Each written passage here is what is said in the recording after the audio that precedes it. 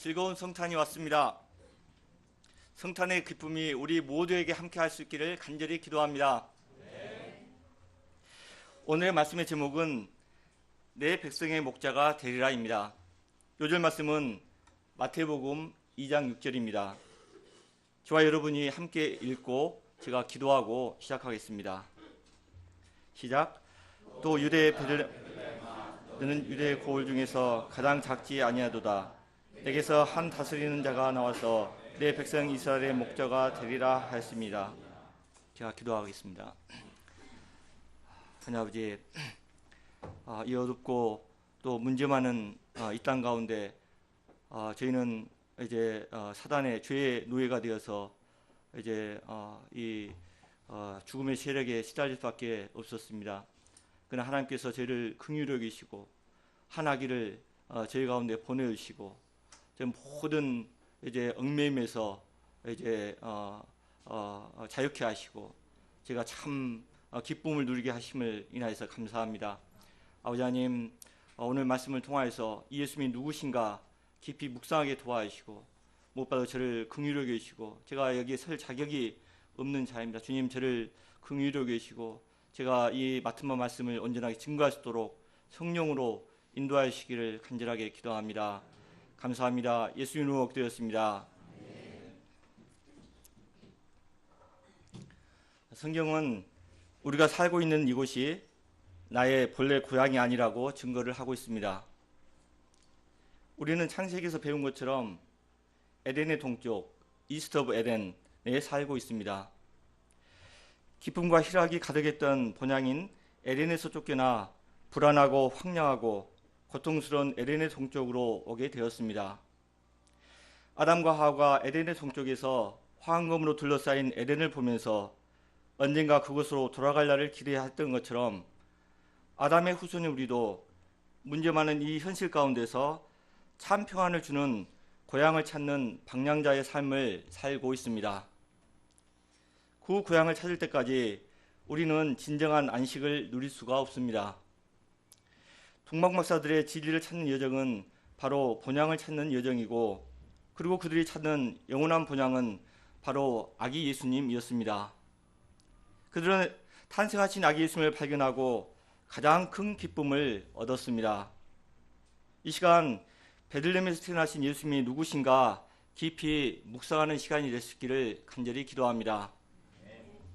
제1장 진정한 목자 되신 예수님, 다 같이 1절을 읽어보시겠습니다. 시작.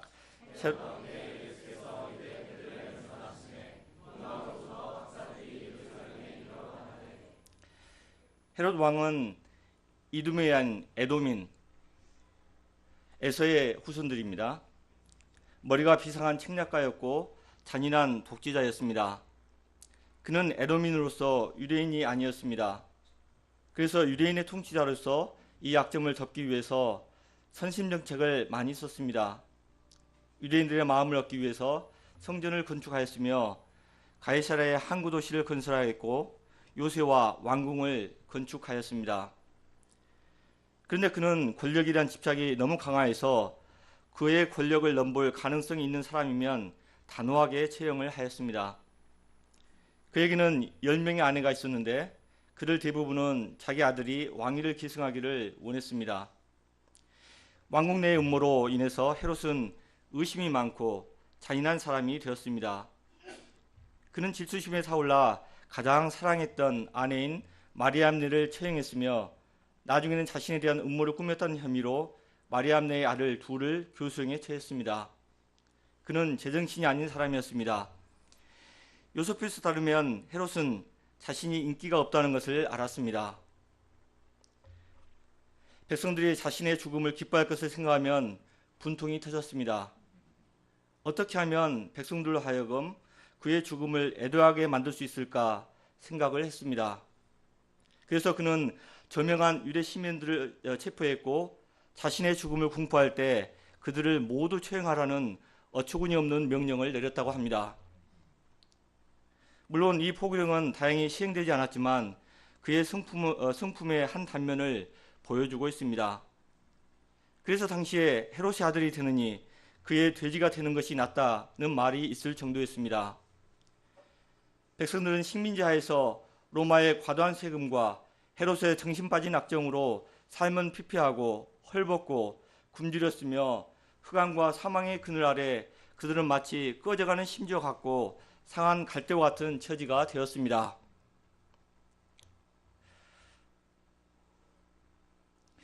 유대 역사가 많은 굴곡이 있었지만 이렇게까지 어둡고 비참한 시대도 드뭅니다. 그래서 700년경 이사야는 이 시대를 암흑과 사망의 그늘진 시대라고 묘사를 하였습니다. 그런데 이렇게 어둡고 비참한 이때 예수님께서 베들레헴에 나셨습니다. 1절은 히브리서 원문에 이루 보다라는 감탄사로 시작합니다. 아주 놀라운 일이 일어났다는 것입니다. 무엇이 그렇게 놀라운 일입니까? 먼저는 예수님의 탄생이 그렇게 놀랍다는 것입니다. 또 하나는 아기로 태어나신 예수님을 경배하기 위해서 먼 길을 마다하지 않고 찾아온 동방박사들이 놀랍다는 것입니다. 그럼 먼저 아기로 베들레헴에 탄생하신 예수님은 누구이십니까? 자, 2절을 다 같이 한번 읽어보시겠습니다. 시작. 우리가 성방에서 그의 표를 보고 그들에게 경배하게 왔노라 하니. 동방박사들은 예수님을 가리켜 유대인의 왕이라고 불렀습니다. 이는 헤롯 왕의 정권을 정복시키고 새로운 나라를 건설할 세상적인 왕을 의미하는 것이 아닙니다. 당시 유대인들에게는 다윗의 자손이 메시아의 별칭이었듯이 이방인들에게는 유대인의 왕이 메시아의 별칭이었다고 합니다. 즉 동방박사들은 유대 땅에서 태어난 메시아를 만나러 온 것입니다. 이 땅의 왕이 아니라 하늘의 왕, 하늘로부터 오신 왕을 만나러 오셨습니다. 예수님은 하늘에서 나셨습니다. 바로 하늘로부터 오신 분이십니다. 하늘의 별, 하늘의 계시와 함께 오셨습니다. 하나님께로부터 보내심을 받은 분이십니다. 그래서 요한복음 3장 13절에서는 예수님이 이렇게 말씀하십니다. 하늘에서 내려온 자, 곧 인자 외에는 하늘에 올라간 자가 없느니라. 예수님은 하늘로부터 오셨기 때문에 죄가 없으신 분이십니다. 예수님은 하늘로부터 오셨기 때문에 거룩하고 순결한 분이십니다. 예수님은 하늘로부터 오신 하나님의 아들이시기 때문에 우리를 능히 죄로부터 구원할 수가 있는 분이십니다. 또한 예수님은 우리를 영원한 하나님 나라로 인도할 수 있습니다. 이름도 성함도 없는 썩지 않고 더럽지 않고 취하지 아니하는 하나님 나라, 죄와 사망이 없는 나라, 공평과 정의, 사랑과 자비가 충만한 하나님 나라에서 영원토록 살게 해줄 수 있는 분이십니다. 우리에게 영원한 하나님 나라를 선물로 주시기 위해서 이 땅에 오신 오늘의 왕 예수님을 찬양합니다. 우리 인생들이 근본적으로 불행한 이유가 무엇입니까? 그것은 헛된 것을 왕으로 섬기고 살기 때문입니다. 왕이 아닌데 왕으로, 왕답지 않는 것을 왕으로 잘못 섬기기 때문입니다. 사마리아 여인은 형제를 왕으로 섬기고 경배하였습니다. 삭개오는 돈을 왕으로 모시고 숭배하였습니다. 이처럼 그들이 땅에 있는 것을 왕으로 모시고 살았을 때 기쁨이 없었습니다. 기호식과 수심, 고독과 우울증, 불면증 등 사망의 그늘에 앉아 고통을 하였습니다. 그러나 그들이 하늘로부터 오신 왕 예수님을 왕으로 모시게 되었을 때 하늘의 기쁨이 충만하게 되었습니다. 사마리아 여인은 너무나 기뻐서 물동이를 버려두고 동네에 들어가서 외쳤습니다. 와 보라, 이는 그리스도가 아니냐. 삭개오는 뽕남에서 즉시 내려와서 외쳤습니다. 주여, 제 재산의 절반이라도 팔아서 가난한 사람들에게 나눠주겠습니다. 그들의 물질과 형제의 우상에 헛된 왕을 내려놓고 하늘로부터 오신 왕, 예수님을 왕으로 모시게 되었을 때 그들은 하나님 나라를 맛보고 하나님 나라의 황태자, 황공주들이 되었습니다. 우리는 누구를 우리의 왕으로 섬기고 있습니까? 우리도 혹시 사마리아 여인이나 삭개오처럼 형제나 자매 우상을 또 물질을 왕으로 섬기고 있지는 않습니까? 자식들을 우상처럼 받들고 거기에 온통 정신을 쫓고 있지 않습니까?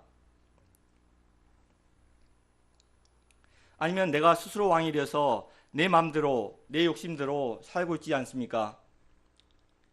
그러나 이 땅에 있는 것들은 결코 우리의 왕이 될 수가 없습니다. 하늘로부터 오신 왕, 우리를 죄로부터 구원하시고 영원한 하나님 나라로 인도하시는 예수님만이 우리가 진정으로 사랑하고 섬기고 경배해야 할 우리의 진정한 왕이 되십니다. 한 목사님이 있었습니다. 그분은 시골 깡촌에서 태어나서 찢어지게 가난한 어린 시절을 보냈습니다. 그런데 하나님의 은혜로 대학과 신학교를 졸업하고 프랑스 유학까지 가게 되었습니다. 시골 촌놈이 프랑스 유학까지 가서 박사과정을 받게 되었으니 얼마나 마음이 높아지고 교만해졌겠습니까? 그는 자기가 마치 왕이나 된 것처럼 기고만장하게 되었다고 고백합니다. 그런데 어느 날 자가용을 몰고 가는데 앞차가 갑자기 서더니 운전사가 다가와서 유리창을 깨고 그의 복부를 총으로 쏴버렸다고 합니다. 나중에 알고 보니 그는 마피아였는데 웬 동양 남자가 자기 뒤를 추적하는 줄 알고 동양 사람들은 다 태권도 유단자인 줄 알고 착각하고 총으로 쏴버린 것입니다. 총에 맞은 그는 정신을 잃고 일주일 동안 시체처럼 누워 있었습니다. 기적적으로 살아가기는 했지만 배꼽자리도 없어지고 창자도 1.5m나 잘라내는 속 없는 사람이 되었다고 고백하고 있습니다. 그는 이때야 비로소 자신의 교만을 깊이 회개했습니다. 한 발의 총이면 무너질 인간인데 뭐가 잘났다고 그처럼 교만에 쌓여 있었을까? 그는 자신이 왕되고 됐던 교만을 내려놓고 하나님만을 왕으로 모시고 살고자 소원하며 기도하게 되었습니다. 그때 기적적으로 건강을 회복하게 되었고 그는 하늘의 기쁨을 간직한 영성 있는 목자가 되었습니다. 그는 지금도 건강이 온전치 못하여서 겨우 주일 예배 설교만 섬기지만 성도들이 큰 감동을 받고 교회가 크게 부흥되었다고 간증을 했습니다. 그는 자신의 인생을 가리켜 걸어다니는 진흙덩이라고 했습니다. 우리 인간이 제 아무리 잘났어도 진흙덩어리, 진토에 불과합니다. 진흙덩이에 불과하는 우리가 잘나면 얼마나 잘났겠습니까? 우리도 신앙생활의 감격과 성탄의 기쁨을 회복하기 위해서는 교만한 마음을 내려놓고 겸손해져야 합니다. 내가 스스로 왕이 되고자 하는 마음을 내려놓고 왕으로 오신 예수님 앞에 동방박사들처럼 엎드리는 자들이 되기를 간절히 기도합니다. 그러면 예수님은 왕으로 오셔서 우리 인생을 위해서 무엇을 하십니까? 6절을 다 같이 읽어보시겠습니다. 시작. 벨레마 내게서 한 다스린 자가 나와서 내 백성 이스라엘의 목자가 되리라 하였습니다. 예수님은 인생을 목자로서 다스려 주십니다. 인간은 원래 다스림을 받는 존재입니다. 그런데 누구의 다스림을 받느냐에 따라서 인간은 행복할 수도 있고 또 파멸할 수도 있습니다. 한 가정을 다스리는 아버지가 술에 찌들어 폭력적이고 무책임하게 가정을 다스린다면 그런 가정에 무엇을 기대할 수가 있겠습니까? 아내는 물론 불쌍한 아이들은 맞을까 두려워할 것입니다. 아버지가 술 먹고 들어와 무슨 일을 벌일까 두려워 잠을 이루지 못하고 길을 펴지 못할 것입니다. 얼굴에 웃음을 찾아볼 수가 없을 것입니다. 인간은 본래 하나님의 다스림을 받던 존재들이었습니다. 그때 진정한 행복을 누리고 영생을 누리는 존재들이었습니다.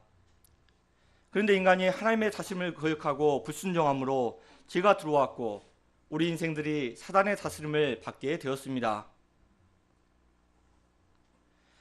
오늘날 사람들은 겉으로 볼 때 자유롭고 멋지게 사는 것처럼 보입니다. 많은 청년들이 초고속 인터넷에 깔리고 냉장고가 구비되고 푹신한 침대가 깔린 원룸에서 원하는 대로 행복하게 살아가는 것처럼 보입니다. 그러나 그렇게 보일 뿐 실제는 어떠합니까? 불투명한 장래에 대한 불안, 근심으로 현실에서 또 정욕으로 피합니다. 손만 닿으면 구비되어 있는 사이버 게임에서 모든 힘을 쏟고 폐인된 삶을 살아가고 있습니다. 원룸은 세상과 관계를 단절하고 초고속 인터넷선으로 귀신이 들락날락하는 현대판 무덤이 되어버렸습니다. 우리가 그렇게 살아가는 과학의 발전은 행복의 증대보다도 죄에 접근할 수 있는 최고의 환경을 제공하고 있습니다. 음란한 동영상은 검지손가락 클릭 한 번으로 접근이 가능하고 마약도 인터넷 배달이 가능합니다. 사단의 능력은 과학에 힘을 덧입어서 더욱 강해지고 우리의 정황은 너무 약해져 버렸습니다.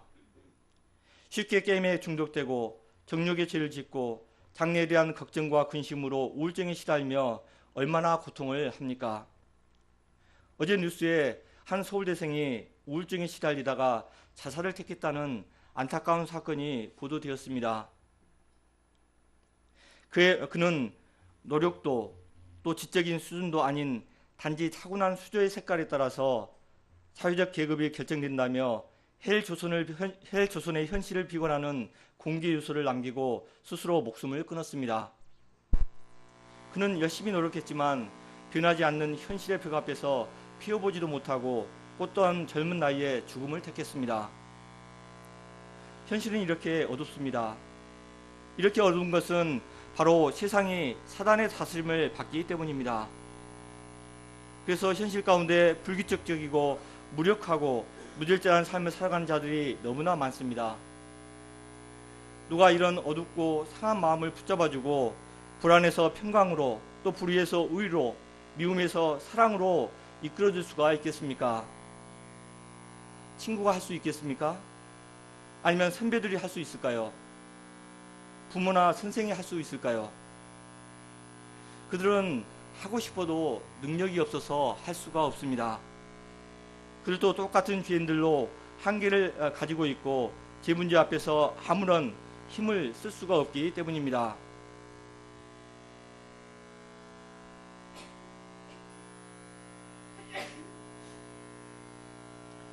우리는 내 인생은 나의 것이라고 노래를 부릅니다. 우리가 우리 자신을 컨트롤할 수 있다고 생각하기 때문입니다. 그러나 우리는 우리 스스로를 다스릴 수 없습니다. 스스로를 컨트롤할 수가 없습니다. 때문에 우리를 다스려주는 왕이 필요하고 돌봐주는 목자가 필요합니다. 예수님은 우리의 왕으로서 우리를 의와 진리로 다스려 주십니다. 또 목자의 심정으로 돌봐주십니다. 예수님만이 우리를 가장 잘 다스려줄 수가 있습니다. 이분만이 우리를 사단의 사슬에서 자유롭게 하실 수 있기 때문입니다. 요한복음 8장 32절은 이렇게 말합니다. 진리를 알지니 진리가 너희를 자유케 하리라. 예수님의 다스림을 받을 때 우리는 죄로부터 자유롭고 죄를 이길 수가 있습니다. 물질을 다스리고 감정과 혈기를 다스리고 사단 마귀를 다스리고 정결하고 거룩한 삶을 살 수가 있습니다.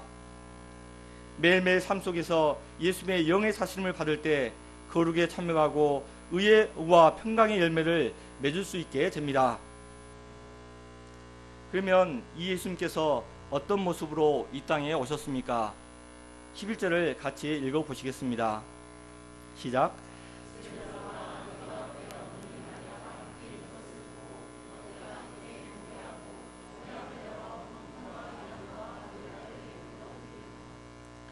우리가 인간적으로 생각하면 예수님이 왕으로 오셨기 때문에 크고 거대하고 웅장한 모습이어야 할 것 같습니다.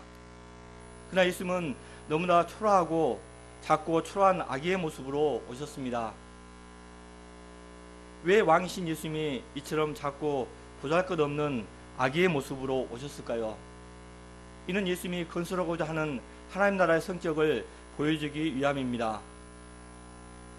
세상 나라의 비극은 모든 사람들이 큰 자가 되고 높은 자의 자리에 앉아서 다른 사람 위에 군림하고 지배하고자 하는 데 있습니다. 그러나 하나님의 나라는 반대입니다. 하나님의 나라는 큰 자가 오히려 작아지고 높은 자가 낮아지고 부유한 자가 가난해진 데 있습니다. 위에 사람이 아래 사람을 섬기고 힘 있는 사람이 힘 없는 사람을 보살펴주고 감당해 주는 데에 있습니다. 창조주 하나님이 대속물이 되시고 만왕의 왕이 하늘에 썩는 미랄이 되는 것, 그것이 바로 하나님 나라의 비밀입니다. 그것이 미련하고 어리석어 보입니다. 그러나 그 안에 하나님의 지혜가 있고 하나님의 능력이 숨어 있습니다. 이것이 바로 십자가의 비밀입니다. 그래서 고린도전서 1장 18절에는 이렇게 말합니다. 십자가의 도가 멸망한 자들에게는 미련한 것이요 구원을 받는 우리에게는 하나님의 능력이 됨이라. 이 땅에 아기로 오신 예수님이 너무 미약해 보이지만 그 안에는 하나님의 신령한 지혜가 있고 능력이 있습니다. 제2장 경배하는 박사들. 오늘 말씀에 나오는 동방 박사들 보면 히브리서 11장의 믿음의 선진들의 믿음이 생각이 납니다. 그들은 이 땅에서 존경받는 사람들이었지만 이 땅에 소망을 두지 않았습니다. 이곳이 진정한 고향이 아니라는 것을 삶을 통해서 알았습니다. 그들은 자신들의 영원한 본향을 고대하였습니다. 이 본향이 바로 별이 인도하는 곳에 있다는 것을 알았습니다. 그래서 그들은 이 별을 쫓기 위해서 많은 희생을 감수하였습니다. 그들이 메시아 별을 발견했을 때 머리로만 알지 않고 먼 길을 실제로 찾아온 것입니다. 그들이 수천리 되는 길을 마다하지 않고 찾아왔습니다. 당시 먼 길을 아무런 보호 없이 그것도 값진 예물을 들고 여행한다는 것은 목숨을 건 위험한 일이었습니다. 가족의 반대도 있었을 것입니다. 늙은 나이에 무슨 그런 위험한 일을 하느냐는 핀잔을 받았을 것입니다. 진리도 좋은데 가족도 생각해야 하고 그냥 진리를 찾고 여기서 기뻐하면 안 되는가, 유별 좀 그만 떨라고 소리를 들었을 것입니다. 그러나 진리를 찾고자 하는 예민의 간절한 소망은 어떤 어려움도 그들을 막지 못하였습니다. 진리를 쫓을 때 고생스럽고 눈물이 나고 그만두고 싶을 때도 있습니다. 사람들의 오해를 받을 수 있고 모든 것을 포기해야 할 고통과 아픔이 있을 수도 있습니다. 그러나 진리는 이러한 모든 희생보다도 비교할 수 없는 가치가 있습니다. 예수님이 바로 그들에게 그러한 진리가 되십니다. 예수님은 우리 인생의 보화가 되십니다. 그래서 한 농부는 밭에 숨겨진 보화를 얻기 위해서 집에 있는 모든 것을 팔아 보화가 숨겨져 있는 밭을 샀습니다. 사도 바울은 이 예수님을 얻기 위해서 세상의 모든 것을 배설물로 여겼고 고난과 핍박을 달게 받았습니다. 모세는 애굽 왕자였지만 이 예수님을 얻기 위해서 애굽의 왕자로서 모든 특권을 버리고 하나님의 백성과 함께 고난을 당하였습니다. 반면 헤롯과 이스라엘 백성들은 어떠했습니까? 3절을 보십시오. 다 같이 한번 읽어보시겠습니다. 시작.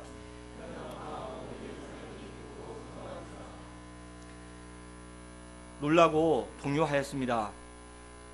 헤롯 왕은 권력욕에 사로잡혀 불안을 느꼈고 백성들도 마음의 준비가 되지 않고 세상의 잔재미와 욕심에 사로잡혀 있었기 때문에 불안하였습니다.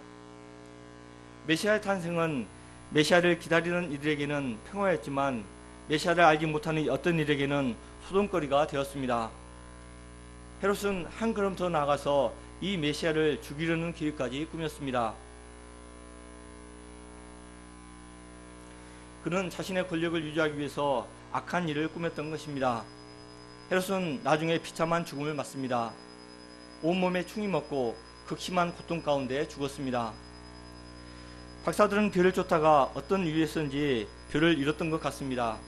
그래서 예루살렘에 와서 이스라엘의 왕이 어디서 태어났는가 알아보고 베들레헴으로 여행을 시작했습니다. 그때 그들은 메시아의 별을 다시 발견하게 되었습니다. 10절을 보십시오. 다 같이 한번 한 목소리로 읽어보시겠습니다. 시작.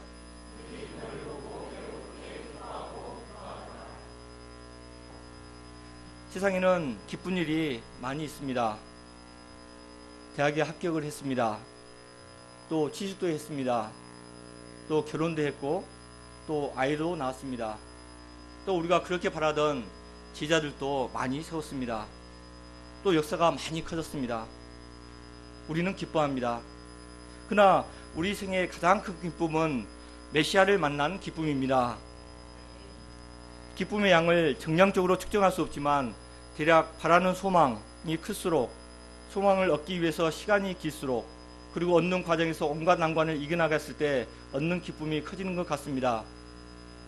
그래서 수식을 한번 만들어 봤는데, 여기 quantity or quality of joy, 그렇게 기쁨의 양이라고 하고, 그 다음에 C는 그냥 비례상수로 만들어놨습니다.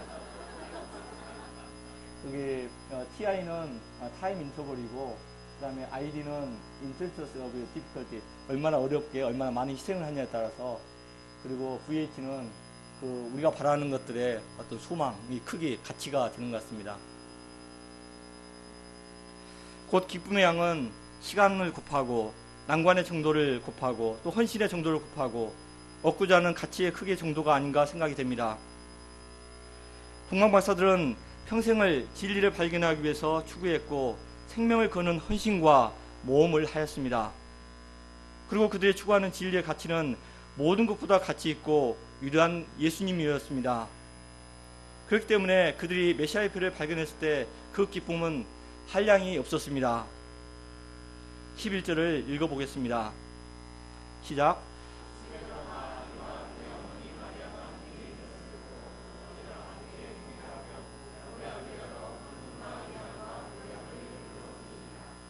그들은 흰머리가 난 박사들로서 연약한 아기 예수님 앞에 무릎을 꿇었습니다.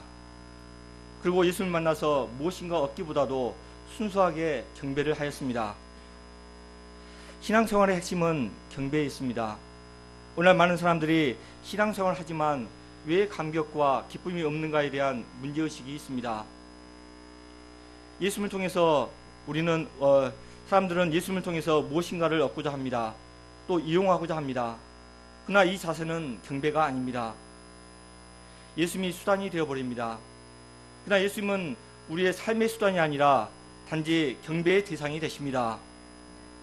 우리는 경배하는 존재입니다. 우리가 경배할 때 기쁨이 솟아납니다.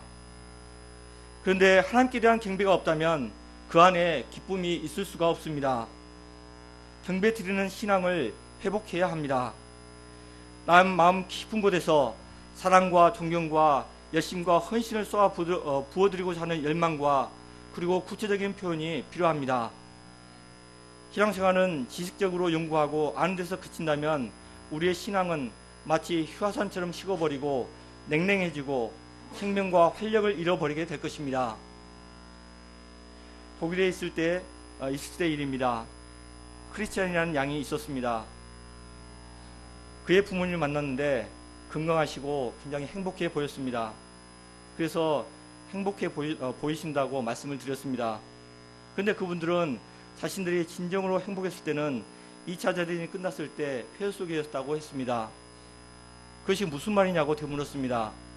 그때가 참 어려웠지만 사람들이 교회에서 모여 찬송하고 예배드리고 함께 기뻐하고 또 경배하고 소망을 가질 수가 있어서 그때가 그립고 가장 행복한 때였다고 말씀하였습니다.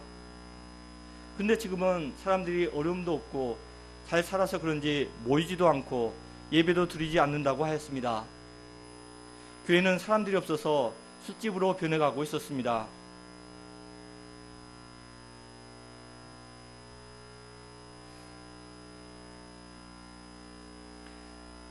사람들은 경배와 예배를 잃어가고 있었습니다.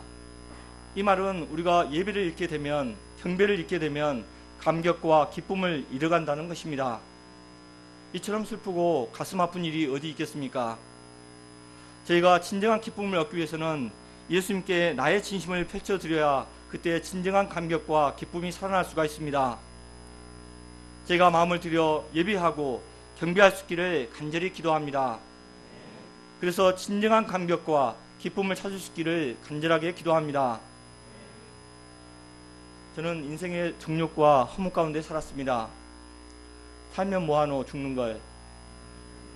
젊었을 때 항상 허무해서 땅을 쳐다보고 다녔는데 그러다 보면 가끔 동전을 많이 주었습니다. 그래서 저는 30 이후를 생각해 보지 못한 것 같습니다. 그런데 학창 시절 예수님을 만나고 너무 감사했습니다. 인생에 추구할 것이 생기고 목표가 생겼습니다. 하나님이 나를 지으시고 기뻐하시다니 감격스럽고 제 부끄럽고 수치스러운 정욕을 용서하여 주시고 소자야 내 죄사함을 받았노라 하시는 예수님이 너무 좋았습니다. 이분께 목숨을 바쳐도 좋겠고 그러면 정말 아름답고 순수한 삶을 살 수 있겠다는 확신이 들었습니다. 더 이상 삶이 허무하지 않았습니다. 선교사 생활도 했고 30 이후를 바라보지 못했던 제가 50이 되었습니다. 한 가정을 이루고 자녀를 셋을 가졌습니다. 그런데 시간이 흐르면서 삶이 무료하고 기쁨이 사라진 것을 발견하게 됩니다. 시간이 갈수록 이것도 저것도 재미가 없고 마음의 열정도 사라졌습니다. 학창시절 창세기 말씀을 공부하면서 얻었던 기쁨과 은혜가 옅어져만 갔습니다. 말씀을 읽어도 별 감흥이 없어 보였습니다. 아, 성탄이 또 오는구나, 또 가는구나, 올해도 오고 또 가는구나, 또 내년이 오는구나, 허무한 생각이 들었습니다. 말씀을 준비하면서 제가 마음이 많이 부해졌고 교만해졌구나 하는 것을 깨닫게 됩니다. 동방박사를 보면서 그들의 기쁨에 대해서 묵상을 하게 됩니다. 그들의 주님께 대한 열정과 경배의 자세를 생각하면서 주님 앞에 무릎을 꿇고 주님께 경배드리는 자세를 회복해 주시도록 간절히 기도하게 되었습니다. 그래서 청년의 열정을 다시 찾고 갈렙 장군의 열정을 다시 찾기를 기도했습니다. 저는 선교사로 나가기 전 이방 땅에서 뼈를 묻고자 하는 다짐을 했었습니다. 그런데 이 다짐을 잃어버린 지가 오래되었습니다. 가정도 있고 그리고 나이가 들어가는데 어떻게 하겠나 마음의 끈을 놓았습니다. 그런데 오늘 말씀을 준비하면서 왕 대신 예수님과 박사들을 묵상하게 되었습니다. 하늘로부터 오신 왕, 자신의 몸을 찢어 하늘길을 여시고 나를 하나님 나라로 인도하신 겸손의 왕이 제 마음에 감동을 주셨습니다. 그리고 박사들의 열정과 기쁨을 조금이나마 맛볼 수가 있었습니다. 제가 선교사로 다시 이방 땅에 나갈 수 있을지 모르지만 제가 열정을 찾고 예수님 앞에 무릎을 꿇고 경배를 하겠습니다. 내게 있는 모든 것을 내려놓고 주님 한 분만을 진심으로 경배하기를 간절하게 기도합니다. 결론입니다. 예수님은 우리의 왕이 되십니다. 하늘로부터 오셔서 우리를 구원해 주시고 다스려 주시고 사랑으로 보살펴 주시는 예수님은 우리의 진정한 왕이 되십니다. 지극히 높으신 하나님이시지만 우리의 친구가 되시기 위해서 우리를 섬기시기 위해서 작은 아기로 오신 예수님은 우리의 진정한 목자가 되십니다. 예수님이 우리 온 인류의 희망이 됩니다. 이 예수님 안에서 우리는 진정한 위로와 소망을 발견하게 됩니다. 이 예수님께서 동방 박사들처럼 엎드려 경배를 드려야 하겠습니다. 크리스마스 성탄절뿐만 아니라 매일매일 매 순간마다 주님 앞에 엎드려 경배를 드릴 수 있기를 간절히 기도합니다. 이로써 주님의 이름이 영화롭게 하고 주님의 사랑과 진리로 다스림을 받는 하나님 나라의 백성의 삶을 살 수 있기를 간절하게 기도합니다. 제가 기도하고 마치겠습니다. 아버지 하나님, 저희는 정말 이 본래의 본향을 잃어버리고 험하고 또 사단이 다스리는 이 땅에서 저 고통 가운데 살 때가 얼마나 많이 있습니까? 아버지 하나님, 이런 죄를 긍휼히 여기시고 하나님께서 정말 참된 왕이 되신 예수님을 이제 2000년 전에 베들레헴의 작은 아기로 보내주심을 생각할 때 감사합니다. 하나님 아버지, 이번 성탄이 정말 이 아기 예수님으로 오신 아기로 오신 예수님을 깊이 묵상하고 경배하는 시간이 되게 도와주십시오. 그래서 저희 내면 가운데 참된 기쁨을 맛볼 수 있도록 도와주시기를 간절하게 기도합니다. 예수님 이름으로 기도했습니다.